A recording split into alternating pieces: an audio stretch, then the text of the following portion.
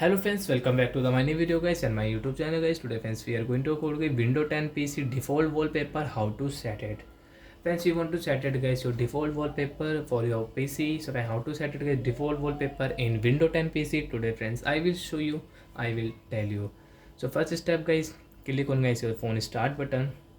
Setting guys, we will on it. You can see guys your Windows 10 PC that this type of interface like system setting, device setting, network internet setting guys you can use from here. But guys we want to set guys default wallpaper. So guys click on this personalization setting, default wallpaper guys here. So guys we will select here guys, double click here on your default wallpaper.